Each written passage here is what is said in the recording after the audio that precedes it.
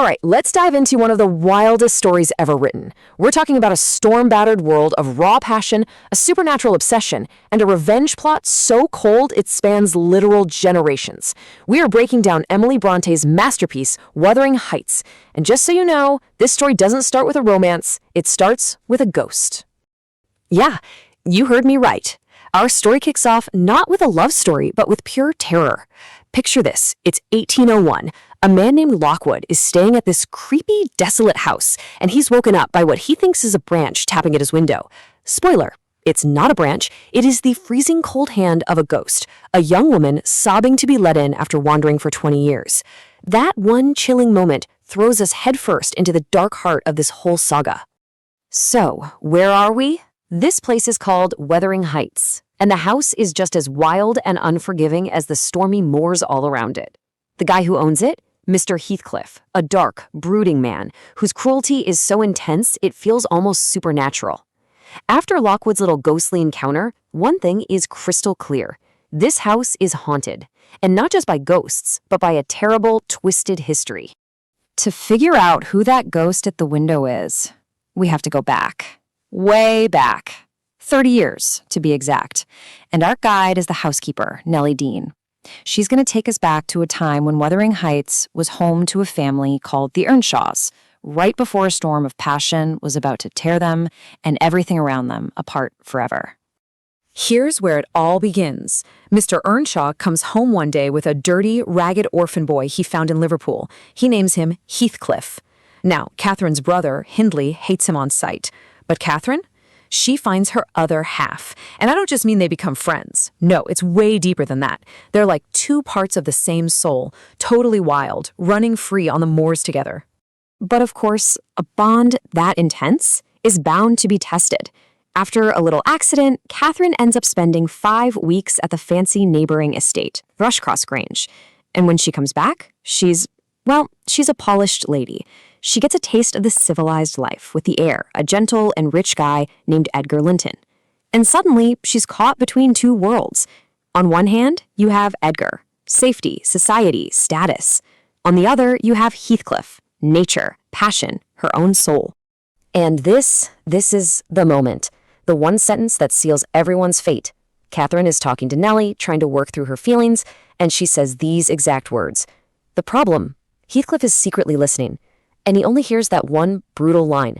He doesn't stick around to hear her go on to say that he is her soul, that she loves him more than life itself. Absolutely heartbroken and humiliated, he just disappears into the night, and he's gone for 3 long years. So when Heathcliff finally comes back, he is not the same person. He's no longer the poor stable boy. He's rich, he's educated, he looks like a gentleman. But don't let the new look fool you. Underneath all that polish is a heart that's been consumed by one single, all-powerful goal, getting revenge. A devastating revenge on every single person who ever wronged him. And his plan is just brutally efficient. First, he goes after Catherine's brother, Hindley, and completely destroys him through gambling and drinking until he owns Wuthering Heights itself. Then, to inflict the most pain possible on Edgar and Catherine, he marries Edgar's innocent little sister, Isabella, for the sole purpose of torturing her and getting a claim on the Linton family fortune. It's cold. And Catherine, well, she's married to Edgar now, and she is trapped right in the middle of this. She can't have both men in her life because they absolutely despise each other. All the turmoil, the stress, Heathcliff's terrifying presence, it literally breaks her.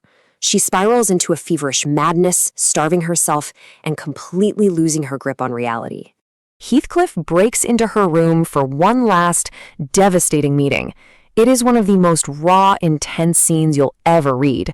They're clinging to each other, screaming that they've broken each other's hearts, mixing these declarations of eternal love with the most bitter accusations. Just hours later, Catherine dies giving birth to her daughter, who she also names Catherine. When Heathcliff finds out Catherine is gone, his reaction isn't sadness. It's absolute primal fury. He's smashing his head against a tree, howling like a wild animal. He doesn't pray for her soul to find peace. Oh no. He screams at her ghost to haunt him, to never ever leave him alone. Because a world without her is a hell he simply cannot stand. Now, you might think Catherine's death would end the revenge plot.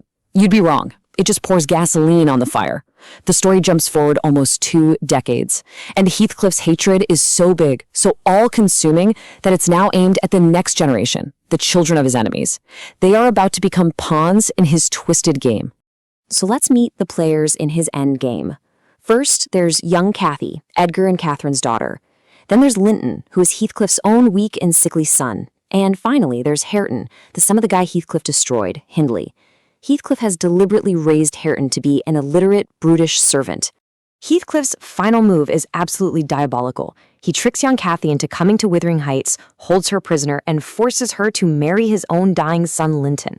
You might be wondering, why do that? It's all legal maneuvering. With this marriage, when Cathy's father Edgar dies, Heathcliff will legally control Thrushcross Grange. It's his final move to own everything and everyone. And it works. Heathcliff wins. He's the undisputed master of both Wuthering Heights and Thrushcross Grange. He's destroyed all his enemies, but he is utterly miserable, a man haunted by a ghost he can never touch. And it's right here, in the ashes of his total victory, that something totally unexpected begins to grow. So now the story is all about the two people left in Heathcliff's orbit of abuse, the now widowed young Cathy and her cousin Hareton. At first, she's horrible to him, mocking him because he can't read. But slowly, something shifts. Her contempt turns into pity, and then into real affection, and she starts secretly teaching him how to read. And out of all that ugliness, a real love starts to bloom. And this is the turning point. Heathcliff, the architect of all this misery, sees them together. He watches Hareton, the boy he spent years degrading, looking at young Cathy with the exact same fierce, defiant love that he once had for her mother. He sees the ghost of his Catherine in their eyes, and the irony just shatters him. The very thing he tried so viciously to destroy for 20 years, love, has been reborn right in front of him. And in that one moment, his will for revenge just dies. So with his revenge now totally meaningless, Heathcliff's lifelong obsession with the first Catherine takes over completely. He's done with this world. He gives up all pretense of living and just prepares to finally join her. He completely stops eating. He spends his nights and days just walking the moors, talking to someone that only he can see. He's basically half in the spirit world already, telling Nellie he's so close that his one desire is almost in his grasp. Catherine is finally pulling him over to her side. And then Nellie finds him. He's dead, in Catherine's old bedroom, with the window wide open to the rain. And on his face is this strange, grim, almost joyful smile. After 2 decades of torment, he has finally gone to her. And just like that, with Heathcliff's death, the storm finally passes. He's buried right next to his Catherine. Young Cathy and Hareton are now free. They inherit both houses, they plan to get married, and they finally break this generational cycle of vengeance and hatred for good. But what about Heathcliff and Catherine? Well, the story ends with a legend. The local villagers swear that on stormy nights, you can still see 2 ghosts out on the moors, a man and a woman, wandering together, finally free and finally at peace. Which leaves all of us with the novel's huge central question. After everything, was this a story about a love so powerful it literally transcended death?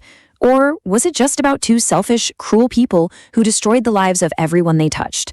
And maybe, just maybe, the story is telling us that sometimes those 2 things aren't so different after all.